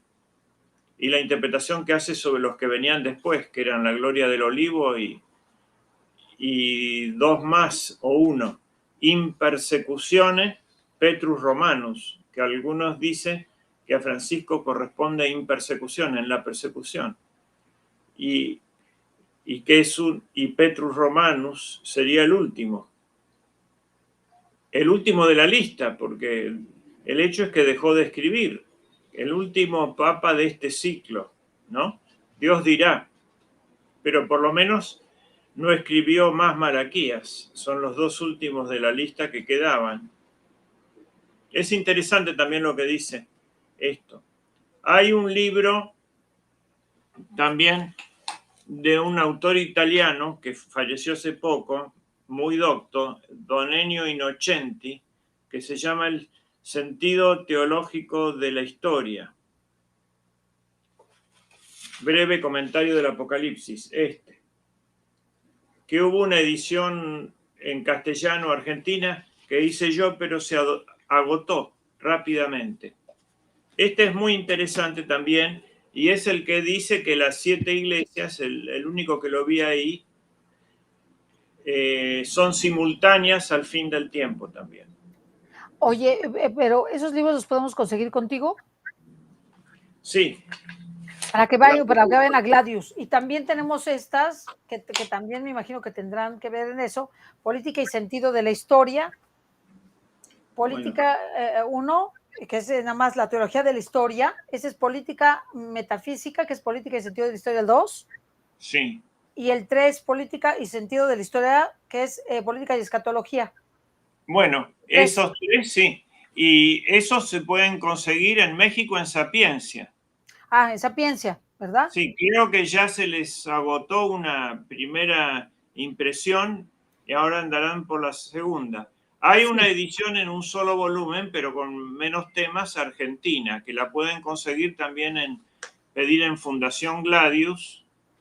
Es un solo volumen y tiene mucho menos capítulos. En cambio, en esto, el tercer volumen es la aplicación de la escatología a la realidad del fin de los tiempos, ¿no? Lleva incluso ese nombre. Escatología de la realidad. El fin de los tiempos, la pregunta que hacía en la primera reunión, Sí. era, ¿estamos en tiempos apocalípticos o no? Sí, pues sí. Bueno, se refiere a eso, más o menos a dónde estamos yendo. Pero todos los tiempos han sido apocalípticos. Todos los Finalmente, tiempos han sido apocalípticos. Es la conclusión a la que llegas. Cuando ya empiezas a entender un poquito más, dices, pues todos los tiempos han sido apocalípticos porque todos están previstos en el libro del Apocalipsis. Claro. Todos estos tiempos, o sea, incluido todos, nada más que en este momento estamos viviendo el clímax del Apocalipsis, que es todo. Claro, ahora se está haciendo la recapitulación, eso es lo distinto. Y existe ya, ¿no? Desde el Renacimiento el mundo, no había historia mundial antes, la historia de los aztecas no tenía nada que ver con los holandeses, ni con los chinos. Ahora, desde que España dio la vuelta al mundo por primera vez, ¿no? Ahí empezó la historia universal. Entonces la historia de México tiene que ver con la de China y con la de Filipinas. Claro. Y la historia de Tierra del Fuego tiene que ver con los ingleses, dieron la vuelta 100 años después de que había llegado a España, recién por primera vez. Pero todo ese mundo uno existe gracias a España, ¿no? España inaugura la historia mundial. Sí, porque es el que sale, ¿no? El que sale. Y, Y otro rasgo fundamental es sí. las apariciones marianas. Es lo que yo quisiera que también nos dieras un programa en donde nos ligues el Apocalipsis a las apariciones marianas. Y bueno, vamos derecho a eso, a la mujer vestida de sol. Sol. Es una de las figuras cumbres. Yo creo que todos los que nacimos a la fe prácticamente en las apariciones marianas, cuando lees el Apocalipsis y empiezas a profundizar, dices, es que la Virgen explica mucho de esto. La Virgen profetizó mucho de todo esto. Muchísimo. Sí, y además interviene. Y con esto quisiera terminar, porque hoy nos hemos referido bastante al tiempo, que era una de las preguntas que me hicieron llegar de la vez pasada, ¿no? Sí. Que quiero decir lo siguiente, si puede ser. Sí. Existe en el plano supremo la eternidad, que es la posesión simultánea y perfecta de una vida sin fin, dice Boecio, que tiene Dios. Y hoy hemos llegado a ese punto en la visión del trono de Dios. Existe el tiempo humano, cosa puramente humana, que es el tiempo cronológico desde que hubo día y noche, antes y después, la medida del movimiento según antes y después. Existe el tiempo oportunidad, tiempo de reír, tiempo de llorar, tiempo de sembrar, tiempo de cosechar. También existe el tiempo climático, buen tiempo, mal tiempo. El tiempo, esos son tiempos humanos también. Aunque en el Kairos, si es el momento sagrado, ¿no? La oportunidad tiene ya algo de divino. Y veremos cómo se conectan. Y en el medio, entre este tiempo cronológico y la eternidad, están los ángeles, que son los llamados devo tiempo, y eterno viene la palabra compuesta eviterno, la eviternidad de los ángeles, que no son eternos porque fueron creados, absolutamente, pero como los hombres, al ser creados, tienen una vida sin fin, al tener un espíritu, ¿no es cierto? Pero ellos, al no tener materia y su naturaleza no cambiar desde que quedaron determinados por la elección del bien o del mal al principio, tienen distintos pensamientos y distintas voliciones, pero no tienen cambios en la naturaleza. Entonces no es un tiempo como el humano, cronológico. Es un tiempo angélico muy especial que es intermedio. Eso lo estuvimos viendo con las 7 épocas, como iba ascendiendo, ¿no? Y en cada iglesia había un ángel. Ahora, ¿y la Virgen? La Virgen representa muchas cosas, es la señora del tiempo y de la eternidad también. Porque en ella la eternidad entró en el tiempo. Y ahí redimió el tiempo. Porque el tiempo cronológico, era un demonio Cronos, que se devoraba a sus hijos, un monstruo, un titán, ¿no? Visto así en las distintas culturas. Recordamos el mito y el cuadro de Goya ese de Cronos devorando a sus hijos. Bueno, una vez que la eternidad, que es Cristo, entra en la Virgen, el tiempo queda redimido por la Virgen. Entonces, la Virgen tiene un cierto dominio sobre el tiempo. Por ejemplo, en las bodas de Caná, ella le pide que ayude a los que no tenían vino, no tienen vino, le dice al hijo. Ahí aparece intercediendo ante Cristo. Y Cristo le dice que no es oportuno, Que no es su Kairos. tiempo, porque no es su tiempo. La hora no ha llegado, pero adelanta la hora por pedido de la Virgen.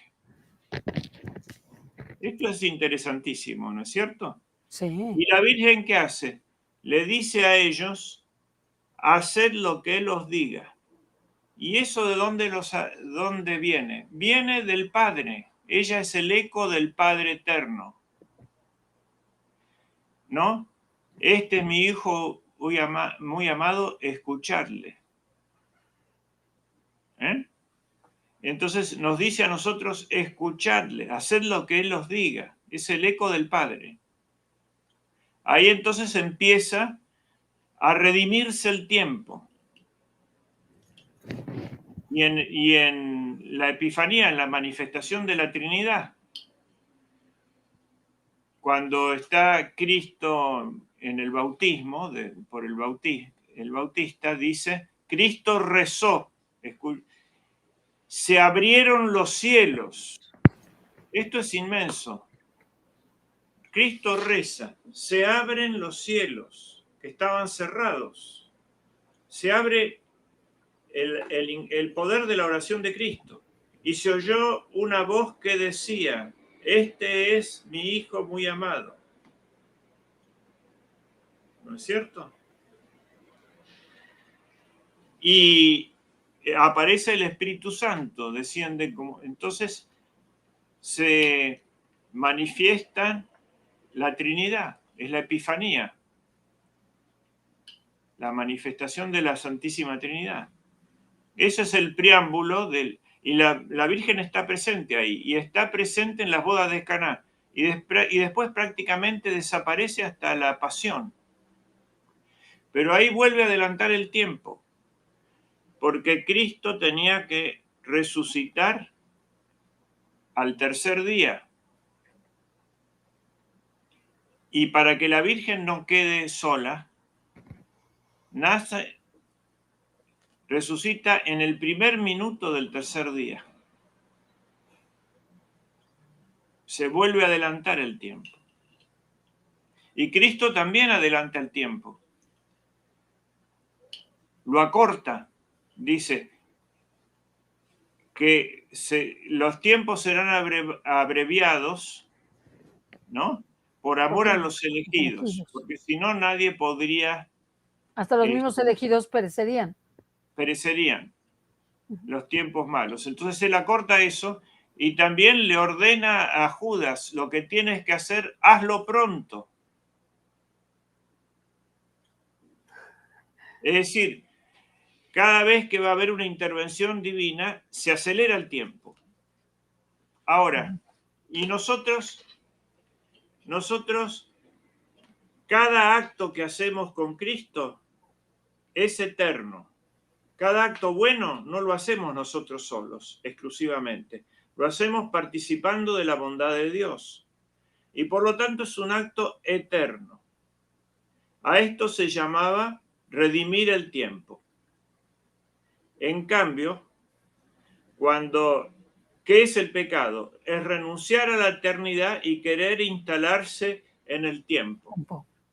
Ahí lo que pasa, aunque sea una persona sola o todo un imperio, ¿no? Se apuesta al tiempo, el tiempo se lo devora. Claro. ¿Y no hemos visto nosotros caer imperios? La Unión Soviética, hablábamos del comunismo, ¿no? ¿Cómo cayó delante de nuestros ojos?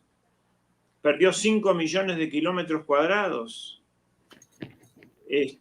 Hasta que quedó, ¿no? 14 naciones de Occidente se libraron del yugo de la Unión Soviética, y Rusia también, que estaba tragada por el mal. Y sin mano de hombre. Entonces, hemos visto, ¿no? Toda la descolonización también mal hecha por imperios modernistas que no tenían fe, O la tenían desvirtuada. O la tenían torcida, un cristianismo falsificado.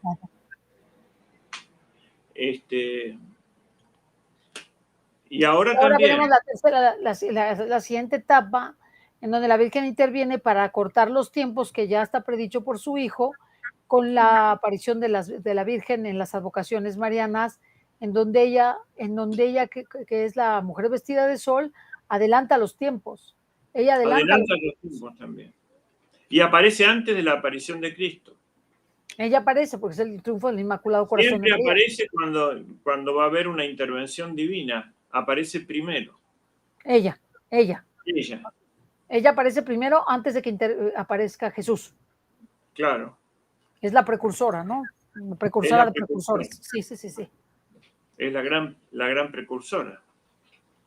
Y con eso nosotros tenemos que interpretar nuestra propia historia, porque la intervención de María en la vida de cada uno de sus hijos de este tiempo tiene como finalidad adelantarles el tiempo de su propia redención, adelantarles el tiempo de su conversión y de su salvación, adelantarles el tiempo de las pruebas, o sea, cortarles las pruebas, ¿no? Ella corta las pruebas. Y por último, para transformar a sus hijos en esos nuevos hijos que son su estirpe que va a luchar contra el anticristo y que los que lo venzan, ¿verdad? Podrán disfrutar del reino de su hijo. Claro. Por eso la Virgen es muy importante en nuestras vidas en este tiempo, es muy importante. Bueno. Pues muchísimas gracias, con esto terminamos el día de hoy y nos veríamos el próximo lunes a las 4 de la tarde. El próximo lunes a las 4 de la tarde. Muchísimas gracias. Ante el trono de Dios. Este sería el tema, ¿verdad? Ese sería el tema. De Dios. Muchas gracias, muchas gracias. Gracias a todos los que nos ven y nos escuchan. No se vayan. Vamos a tener también a Rosario y a Pablo Vivas a las 7 de la noche, así, o a las 8 de la noche. Muchas gracias. Dios les bendiga. Bye. Bye. Adiós.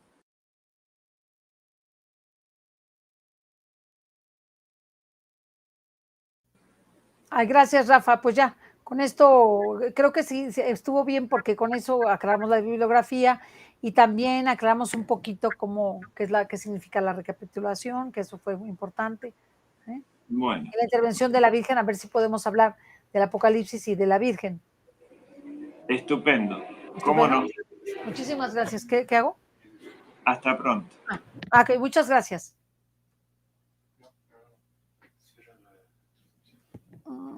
Es que se me movió. ¿Se me trabó? Acá está. Adiós. No me dice. ¿Sí es esa? Sí.